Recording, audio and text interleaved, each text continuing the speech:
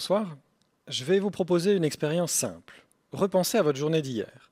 Des emails, des réunions, des décisions à prendre vite, des candidats à valider, toujours plus vite. Et une question, honnête. Quand avez-vous pris le temps de réfléchir à une décision importante pour la dernière fois? Dans les RH aujourd'hui, on nous demande d'aller toujours plus vite. Recruter plus vite, décider plus vite, s'adapter plus vite. Et au début, ça fonctionne. On avance, on délivre, on remplit des postes. Et je dois reconnaître que moi aussi, pendant longtemps, j'ai vu une forme de progrès. Et puis, avec le temps, j'ai commencé à ressentir un certain décalage. Parce qu'à force d'aller vite dans les recrutements, ils deviennent certes efficaces, mais surtout moins engageants. Et un jour, je me suis posé une question. Est-ce que je suis en train de mieux décider ou est-ce que je suis juste en train de décider plus vite? Et c'est là que j'ai changé quelque chose. Pas tout, mais une chose essentielle. J'ai commencé non plus à penser en vitesse, mais en durée. Je travaille dans une banque qui a 230 ans. Et chez nous, il y a une conviction forte. La stabilité n'est pas statique.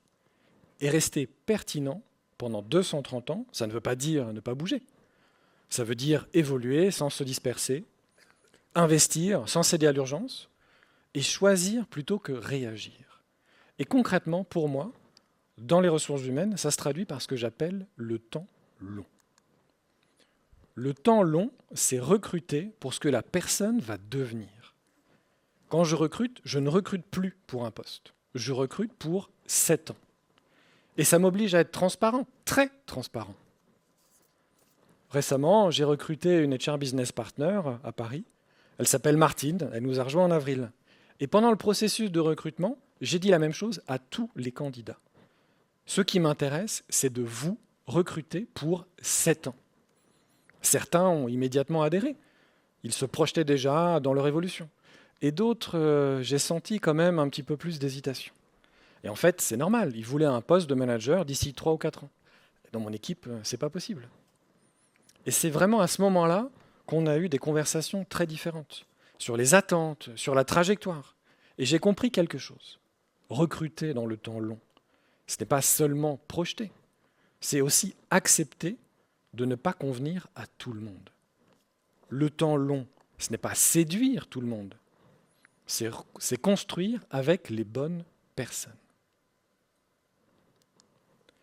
Le temps long, c'est aussi privilégier la trajectoire à la vitesse. Dans un monde instantané, on a commencé à créer des carrières instantanées, une promotion plus vite, des responsabilités plus vite. Mais parfois, nous confondons mouvement et progression.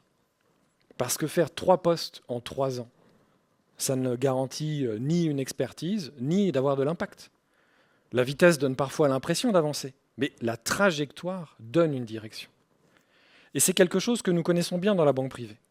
Notre métier repose sur la confiance. Et la confiance ne se construit jamais dans l'instant.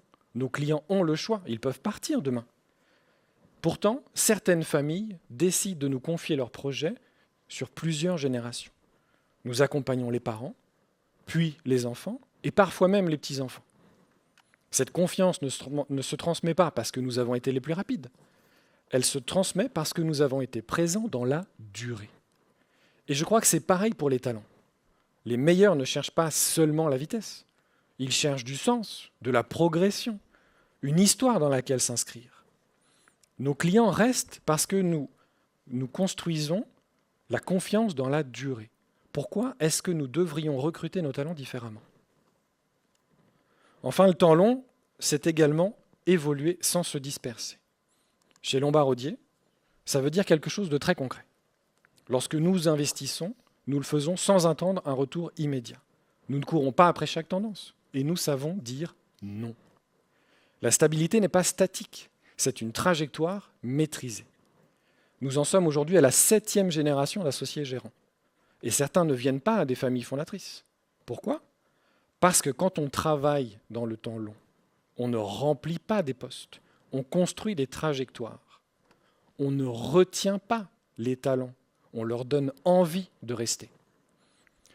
Nous le savons, l'intelligence artificielle va tout accélérer. Mais elle ne remplacera jamais une chose essentielle, notre capacité à faire des choix dans la durée. Parce que le discernement, ça se construit. Alors peut-être que le futur des talents, ce n'est pas une question de vitesse, mais une question de rythme. Nous savons tous accélérer, mais avons-nous déjà appris à ralentir pour décider ? La prochaine fois que vous recruterez, posez-vous une seule question. Est-ce que je suis en train de remplir un poste ou est-ce que je suis en train de construire l'avenir d'une personne ? Et vous, quand allez-vous appuyer sur pause ? Merci.